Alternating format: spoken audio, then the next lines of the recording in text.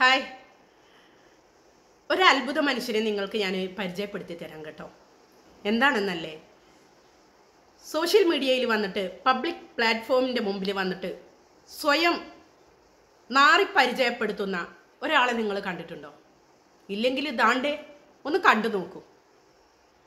And Varghese ചോദിക്കുന്നത് ഭാര്യമാർ എന്തുകൊണ്ടിട്ട് പോയി എന്നുള്ളത്, അത് വലിയ കഥയാണ്. ശ്രദ്ധിച്ച് കേൾക്കണം കേട്ടോ. അത് ഞാനൊരു ദിവസം നമ്മളുടെ ഒന്നാമത്തെയാണോ രണ്ടാമത്തെയാണോ ഏത് ഭാര്യേനെ ഞാൻ ഓർക്കുന്നില്ല, പോട്ടെ, ഏതായാലും കുറേ ഉണ്ടല്ലോ. ഒരു ഭാര്യേനെ ഞാൻ ഒന്ന് പുറത്തേക്ക് പറഞ്ഞയച്ചു. ഒന്ന് തമാശയ്ക്ക് ഒരു ചെറിയ കാരണമൊക്കെ കുക്ക് ചെയ്തുണ്ടാക്കിയിട്ട് ഞാൻ പറഞ്ഞു, എൻ്റെ അപ്പുറത്തെ വീട്ടിൽ ആൾ വിളിക്കുന്നുണ്ട്, ഒന്ന് പോയിട്ട് വാ എന്ന് പറഞ്ഞു. അങ്ങനെ ആളെ പറഞ്ഞു വിട്ടിട്ട് ആ തക്കം നോക്കിയിട്ട് നമ്മൾ അടിമപ്പെണ്ണുണ്ടായിരുന്നു വീട്ടിൽ. അടിമപ്പെണ്ണുമായിട്ട് ഞാൻ അവളുടെ തന്നെ കട്ടിലേക്ക് കിടന്ന് കളിയൊക്കെ കളിക്കുകയായിരുന്നു. ആ കളിക്കണ സമയത്ത് ഇവൾക്ക് എന്തോ പന്തികേട് തോന്നിയിട്ട് അവൾ തിരിച്ചു വന്നു. പോയില്ലേ, കയ്യിൽ നിന്ന് പോയി, എന്താ ചെയ്യുക. അന്ന് പിടികൂടി. അങ്ങനെ പിടികൂടി ആ പ്രശ്നത്തിൻ്റെ പേരിൽ എന്തൊക്കെ ജഗപുകയായിരുന്നു. ആ ജഗപുക അവിടെ ഉണ്ടായി. അത് മറ്റേ ഭാര്യനെയും പോയി പറഞ്ഞ് അങ്ങനെ രണ്ടുപേരും കൂടിയിട്ട് അവിടെ ജയ് വിളിച്ച് അങ്ങ് ഇറങ്ങിപ്പോയി. ഇതാണ് ഉണ്ടായത്. എന്നാൽ പിന്നെ ഈ അടിമപ്പെണ്ണിൻ്റെ കൂടെ ഒക്കെ അതും കേട്ടല്ലോ. സ്വന്തം ജീവിതത്തിൽ നടന്നിട്ടുള്ള തെണ്ടിത്തരം ഉളുപ്പും മാനവും ഇല്ലാതെ ഇങ്ങനെ വന്നിരുന്നുണ്ട് സോഷ്യൽ മീഡിയയിൽ പച്ചയ്ക്ക് വിളിച്ചു പറഞ്ഞിട്ടുള്ള ഒരു പരമ നാറിയാണ് ഈ ആരിഫ് ഹുസൈൻ എന്ന് പറഞ്ഞ ഈ ഒരു തെണ്ടി. ഈ വീഡിയോ കണ്ടപ്പോൾ നിങ്ങൾക്ക് എന്താണ് തോന്നിയത്? ഇങ്ങനെ സ്വയം നാറാനുമാണ് ഒരു യോഗം അല്ലേ? സ്വയം നാറ്റിക്കാനും ഒരു യോഗമാണ്, അതാണ്. പിന്നെ വേറെ ആരെങ്കിലും ഇതിലൂടെ സ്വയം അനുഭവം പറഞ്ഞുകൊണ്ട് ഇസ്ലാമിനെതിരെ അതൊന്ന് കുത്തി പറയുന്നതാണ്. ആരെന്ന് നിങ്ങൾക്ക് മനസ്സിലായില്ലേ? അതെ, മുഹമ്മദ് നബിയെ. എനിക്ക് മനസ്സിലായ ഒരു കാര്യം തന്നെയാണ്. കാരണം അയാളുടെ ജീവിതത്തിൽ 3ഉം 4ഉം അയാൾ കല്യാണം കഴിച്ച് ഒഴിവാക്കിയിട്ടുണ്ട്, ആരിഫ് ഹുസൈൻ. അപ്പോൾ എന്തുകൊണ്ടായിക്കൂടാ? അതാണ് അവിടെ ചോദ്യം അയാൾ ഉന്നയിക്കുന്നത്. എന്തുകൊണ്ടായിക്കൂടാ? നിങ്ങളെ നബിനെ നമ്മളെ റസൂലുള്ളാനെ നമ്മൾ അത്രയും പുകഴ്ത്തി പറയുന്നുണ്ട്. അവര് വിളിക്കുന്നത് എന്ത് പേരാന്നറിയാവോ? കുത്തുനബി. പെണ്ണുപിടിയൻ, ബാലികയെ പീഡിപ്പിക്കുന്നവൻ, അല്ലെങ്കിൽ മധ്യവയസ്കയെ കല്യാണം കഴിച്ചവൻ, ബഹുഭാര്യത്വം ഉള്ളവൻ, വെറും ഈ ഒരു കാര്യത്തിന് വേണ്ടിയിട്ട് മാത്രം ജീവിച്ചവനാണ് പോലും റസൂല്. ഇതൊക്കെയാണ് അവരുടെ വാദം കേട്ടോ. അപ്പൊ അതുകൊണ്ട് ഇയാളെ ജീവിതത്തിൽ എന്തുകൊണ്ട് ആയിക്കൂടാ, അങ്ങനെയൊക്കെയാണ് എക്സ്പ്ലനേഷൻ തരുന്നത്. അപ്പൊ ഞാൻ വേറൊരു വീഡിയോയും കൂടിയും കാണാം കേട്ടോ. കാരണം എന്താണ് പറയുന്നത് എന്ന് അയാൾക്ക് തന്നെ ബോധമല്ല. പിന്നെ ആ കോയ കോളിംഗ് എന്നുള്ളത് അത് ശരിക്കും നിങ്ങളൊന്ന് നോക്ക്. സ്ക്രിപ്റ്റഡ് ആണ്.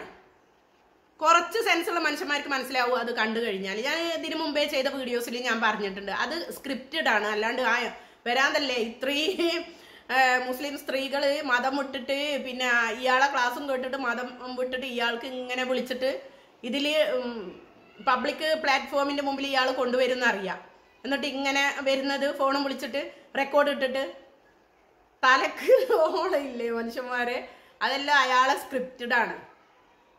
അപ്പം ഞാൻ പറയട്ടെ, വളവളാന്നിങ്ങനെ സംസാരിക്കുക. നമ്മളെ കേരളത്തിലുള്ള കാര്യമൊന്നും അല്ല, അങ്ങ് അന്തമാൻ ദ്വീപിലുള്ള കാര്യങ്ങളൊക്കെയാണ് വിളിച്ച് പറയുന്നത്. അപ്പം അയാൾക്കെതിരെ കുറച്ച് മുമ്പ് നമ്മുടെ അയൺ ലേഡി ഉണ്ട്.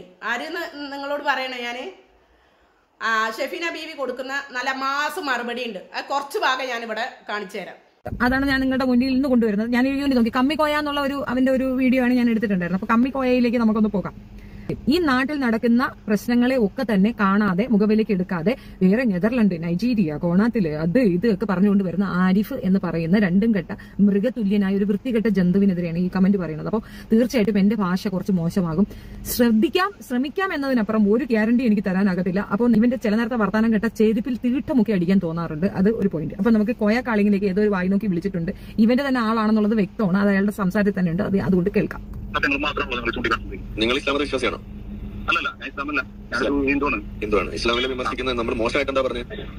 അല്ല, മോശം പറഞ്ഞാല് എല്ലാ മതത്തിലും പല മോശപ്പെട്ട കാര്യങ്ങളും നടക്കാറുണ്ട്.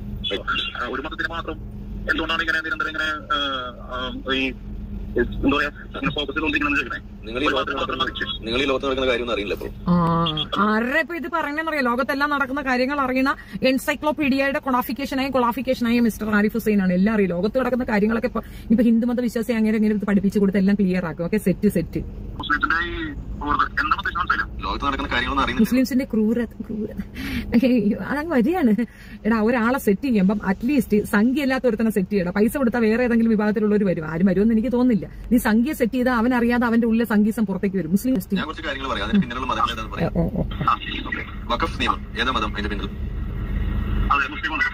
ആണോ? വഖഫ് നിയമത്തിൽ മുസ്ലിമാണോ പ്രശ്നം? എന്റെ അറിവിൽ വഖഫ് നിയമത്തിലെ പ്രശ്നം ഉണ്ടാക്കുന്ന ആളുകൾ ലത്തീൻ ക്രിസ്ത്യൻസ് ആണ്. ക്രിസ്ത്യൻ വിഭാഗക്കാരാണ് അവർക്ക് വേണ്ടിയിട്ട് സപ്പോർട്ടുമായിട്ട് ഇറങ്ങി നിൽക്കുന്നത്. പ്രശ്നക്കാരെന്ന് അറിയപ്പെടുന്നത് അവരാണ്. സമരമുഖത്തുള്ളത് അവരാണ്. മുസ്ലിങ്ങൾ അതിനകത്തില്ല. വഖഫ് ബോർഡ് എന്ന് പറയുന്നത് ഗവൺമെന്റ് സംവിധാനങ്ങൾ ഏർപ്പാടെടുത്ത ഒരു വിഭാഗത്തിന്റെ വസ്തുവകകൾ കൈകാര്യം ചെയ്യാനുള്ള ഒരു ബോർഡ് മാത്രമാണ്. വഖഫ് ബോർഡിനെതിരെയാണ് ഇവർ പരാതി കൊടുത്തിരിക്കുന്നത്. ഇതിനകത്ത് മുസ്ലിങ്ങൾ ഇവിടെ വന്നു. ഇവന്റെ കളതരം കണ്ടോ? ഇനി ഇതിനകത്ത് വഴക്കുണ്ടാക്കാനായിട്ട് ഇവരെ പ്രൊവോക്ക് ചെയ്യാൻ ഇവരെ സപ്പോർട്ട് ചെയ്യുന്നത് സംഘികളാണ്. പ്രത്യേകിച്ച് ഇസ്ലാമിയർ പണ്ടും നീതിക്കൊപ്പം നിന്നതിന് ഒരു ചരിത്രമുണ്ട്. ഒരു ചരിത്ര പശ്ചാത്തലം. സ്കൂളിൽ യൂണിസെക്സ് യൂണിഫോമിനെതിരെയുള്ള പ്രക്ഷോഭം ഏതാണ് മതം? ഓക്കെ, ഇനി ഒക്ടോബർ 7 ഇസ്രായേലിൽ നടത്തിയ ആക്രമണം, അതിന്റെ പിന്നിൽ പ്രവർത്തിക്കുന്ന മതം ഏതാണ്? എടാ, നീ ഒക്ടോബർ 7 ഇസ്രായേലിൽ നടത്തിയ ആക്രമണത്തിൽ നീ എന്തിനാണ് ഈ മുസ്ലിമിനെ കയറ്റി പിടിക്കുന്നത്? എനിക്ക് മനസ്സിലാവും. നീ പറയുന്നതാണ് കേട്ടോ. പാലസ്തീൻ എന്ന രാജ്യത്തേക്ക് ഇസ്രായേലുകാർക്ക് കുറച്ച് സ്പേസ് കൊടുക്കുന്നു താമസിക്കാനായിട്ട്. ആളുകൾ കുത്തിക്കയറി അവരുടെ വീട്ടിൽ കയറി അവരെ ഇറക്കി വിട്ടാൽ അവർ വാളെടുത്താൽ പിന്നെ എന്തോന്ന് എടുക്കണോടാ? ഇവന് നല്ല തല്ലിന്റെ കുറവാണ്. നരേഷൻ കൊണ്ടുവരുമ്പോൾ ഇസ്രായേലിനെ സപ്പോർട്ട് ചെയ്യുന്ന സംഘി ഗവൺമെന്റിനോട് എന്റെ ഒരു ചോദ്യം, നിങ്ങളുടെ വീട്ടിലേക്ക് ഒരാൾ കയറി വന്ന് നിങ്ങളുടെ അധികാരം ഏറ്റെടുക്കുകയാണെങ്കിൽ നിങ്ങൾ മിണ്ടാതിരിക്കുമോ? നിങ്ങൾ ബ്രിട്ടീഷുകാരെ എന്തിനാ ഓടിച്ചത്? അവർക്കും കൊടുത്താൽ പോരായിരുന്നു. അവർ ഏബിൾ ആണെങ്കിൽ അവർക്കും കൊടുത്താൽ പോരായിരുന്നു. എന്തുകൊണ്ട് ബ്രിട്ടീഷുകാരെ ഓടിച്ചു നിങ്ങൾ? അതിന്റെ അടിസ്ഥാനം എന്തായിരുന്നു? അപ്പൊ അത് മുസ്ലിമിന്റെ തലയിലാണോ ഇരിക്കുന്നത്? നെതർലാൻഡ്സ് വണ്ടി ഇടിച്ച ആളുകളെ കൊല്ലാൻ നോക്കിയത് നിന്റെ തന്തയുടെ മതം. മനസ്സിലായി? നിന്റെ തന്തയുടെ മതം. ഈ രാജ്യം നമ്മൾ തന്തയ്ക്ക് വിളിക്കുന്നില്ല, അവന്റെ തന്തയുടെ. ഇതില് കൂടുതൽ ഞാനിനി ഇപ്പൊ എന്താ പറയാനില്ലേ? നമ്മുടെ ഷെഫീന ചേച്ചി പൊളിച്ചെടുക്കിയിട്ടുണ്ട്. സ്വയം നാറിക്കൊണ്ട് കോരിഫ് ഹുസൈനും കട്ടക്ക് നിൽക്കുന്നുണ്ട്. ഇങ്ങനെ സ്വയം നാറാനും വേണം ഒരു യോഗല്ലേ? അപ്പൊ ഞാൻ പറയട്ടെ, അവന്റെ ജീവിതത്തിലുള്ള എല്ലാ തെണ്ടിത്തരങ്ങളും അതും മറ്റുള്ളവരെ അതും അതേപോലെ ചെയ്യണം എന്നാണ് അവൻ പറഞ്ഞു വരുന്നത്. പിന്നെ ഇസ്ലാം മതം ഉപേക്ഷിക്കുന്നത് എന്തിനാണെന്ന് ഇപ്പം മനസ്സിലായില്ലേ? അത് ഉപേക്ഷിക്കാൻ പറയുന്നത് എന്തിനാന്നുള്ളത് തോന്നിയ പോലെ നടക്കാനാണ്. കുറച്ച് ലിമിറ്റേഷൻസ് ഉണ്ട് ഇസ്ലാമില്. അതറിയില്ലേ? ഒരു ലിമിറ്റേഷൻസ് ഉണ്ട്. പരിധിക്കുള്ളിൽ നിന്നിട്ട് വേണം നമ്മൾക്ക് ജീവിക്കാൻ. തെറ്റും ശരിയും എല്ലാം ഉണ്ട്. അങ്ങനെയാണെങ്കിൽ ഇവനെ പോലെ ഞാൻ പറയട്ടെ, ഈ ലോകര് മൊത്തം അങ്ങനെ ഇങ്ങനെ പോയി കഴിഞ്ഞാല് എന്താണ് ലോകത്തിന്റെ പോക്ക്? സന്മാർഗത്തിലൂടെ നടക്കാനല്ലേ ഇസ്ലാം നമ്മളോട് പറയുന്നത്, അല്ലേ? ഇവൻ പറയുന്നത് എന്താണ്? എന്നിട്ട് പറയുന്നതാ എന്നോടെല്ലാം ഡിബേറ്റിന് വാ. എന്ത് സംവാദം? ഇവനുമായിട്ട് എന്ത് സംവാദം? അതാണ് എനക്കറിയേണ്ടത്. ഇവനുമായിട്ട് എന്ത് സംവാദിക്കാന്? എന്നിട്ട് അത് പബ്ലിക്കിന്റെ മുമ്പിൽ ഇങ്ങനെ കൊണന്നും പറഞ്ഞിട്ട് അവൻക്ക് ഇട്ടിട്ട് ഇങ്ങനെ തട്ടിക്കളിക്കണ്ടിട്ട്. എനിക്കൊന്നും അവനുമായിട്ട് ഒന്നും സംസാരിക്കാനില്ല. അവന് ചെയ്യുന്നത് ഇത് തന്നെയാണ്. പബ്ലിക്കിന്റെ മുമ്പിൽ വന്നിട്ട് വീഡിയോസ് ഇടുക, വെറുതെ ഒരു തെളിവും അല്ലെങ്കിൽ ഒന്നും ഒരു ക്വാളിറ്റി ഇല്ലാത്ത കാര്യങ്ങൾ എല്ലാം വിളിച്ചു പറയുക. അപ്പം എനിക്കതിനോട് തീരെ താല്പര്യമില്ല. നമ്മുടെ ഇസ്ലാം നമ്മളെ ശരിയായ രീതിയിൽ ജീവിക്കാനാണ് പഠിപ്പിച്ചിട്ടുള്ളത്, അല്ലേ? അല്ലാണ്ട് ജൂതനായിക്കൊണ്ട് ഒരു കല്യാണം കഴിക്കണ്ട, പിന്നെ എന്താ പറയുക, മക്കളെ നോക്കണ്ട, അല്ലെങ്കിൽ പോട്ടെ നമ്മളെ ഉണ്ടാക്കിയ ഉപ്പി ഉമ്മി ഉണ്ടാവൂലേ, അവരെയും തിരിഞ്ഞു നോക്കണ്ട. എങ്ങനാ? ബന്ധങ്ങൾക്ക് പ്രാധാന്യമില്ല. ഇവന്റെ ഈ ഒരു ഇപ്പോഴത്തെ പ്രത്യയശാസ്ത്രത്തിൽ അങ്ങനെയുണ്ട്. ബന്ധങ്ങൾക്ക് വാല്യൂ ഇല്ല. ഒരു ബന്ധങ്ങൾക്കും വാല്യൂ ഇല്ല. അത് നമ്മളെ അവന്റെ ടേസ്റ്റിനനുസരിച്ചിട്ട് ഇങ്ങനെ മറിയും. അപ്പൊ അതേപോലെ എല്ലാവരും ചെയ്യുക. എങ്ങനെയുണ്ട്? മനസ്സിലായില്ലേ? അതാണ് പറഞ്ഞു വരുന്നത്. ഇത് ചിന്തിക്കുന്നവർക്ക് ദൃഷ്ടാന്തം ഉണ്ടെന്ന് റബ്ബ് പറഞ്ഞിട്ടുണ്ട് മക്കളെ. അപ്പൊ നിങ്ങൾ ഇരുന്ന് കൂടുതൽ ഞാൻ പറയണ്ട. അത് ചിന്തിക്കുന്നവർക്ക് തന്നെ ദൃഷ്ടാന്തം ഉണ്ട്. കാരണം മറ്റുള്ളവര് എല്ലാ വീഡിയോ ഞാൻ നിങ്ങൾക്ക് മുമ്പിൽ ഞാൻ കാണിച്ചു തന്നിട്ടുണ്ട്. അതിൽ നിന്നെല്ലാം വ്യക്തമായ കാര്യങ്ങളാണ് പല കാര്യങ്ങളും. അപ്പം അത് കാണുമ്പോൾ നിങ്ങൾക്ക് മനസ്സിലാവും.